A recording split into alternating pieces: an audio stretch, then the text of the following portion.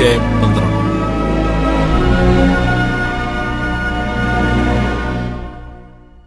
അതിന് യോബ് ഉത്തരം പറഞ്ഞതെന്നാൽ, ഓഹോ, നിങ്ങളാകുന്നു വിദ്വജ്ജനം. നിങ്ങൾ മരിച്ചാൽ ഞാനും മരിക്കും. നിങ്ങളെപ്പോലെ എനിക്കും ബുദ്ധിയുണ്ട്. നിങ്ങളെക്കാൾ ഞാൻ അധമനല്ല. ആർക്കാകുന്നു ഈ വക അറിഞ്ഞുകൂടാത്തത്? ദൈവത്തെ വിളിച്ച് ഉത്തരം ലഭിച്ച് ഞാൻ എന്റെ സഖിക്ക് പരിഹാസ വിഷയമായി തീർന്നു. നീതിമാനും നിഷ്കളങ്കനുമായവൻ തന്നെ പരിഹാസ വിഷയമായി തീർന്നു.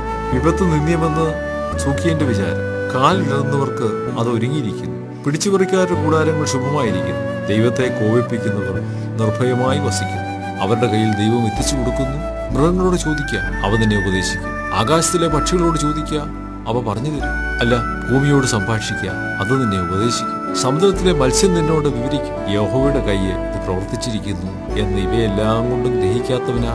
സകല ജീവജന്തുക്കളുടെയും പ്രാണനും സകല മനുഷ്യവർഗത്തിന്റെയും ശ്വാസവും അവന്റെ കയ്യിലിരിക്കുന്നു. ചെവി വാക്കുകളെ പരിശോധിക്കുന്നില്ലയോ? അണ്ണാക്ക് ഭക്ഷണം രുചിച്ചു നോക്കുന്നില്ലയോ?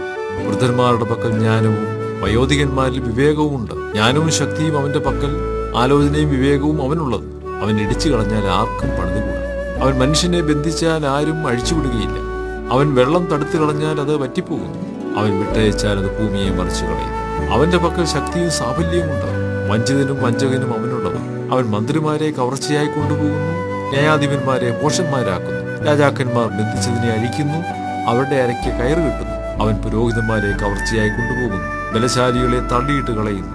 അവൻ വിശ്വസ്തന്മാർക്ക് വാക്കുമുട്ടിക്കുന്നു. വൃദ്ധന്മാരുടെ ബുദ്ധി എടുത്തു കളയുന്നു. അവൻ പ്രമുഖന്മാരുടെ മേൽ ധിക്കാരം പകരുന്നു. ബലവാന്മാരുടെ അരക്കച്ച അഴിച്ചു കളയുന്നു. അവൻ അഗാധ കാര്യങ്ങളെ അന്ധകാരത്തിൽ നിന്ന് വെളിച്ചത്താക്കുന്നു. അന്ധതമസിനെ പ്രകാശത്തിൽ വരുത്തുന്നു.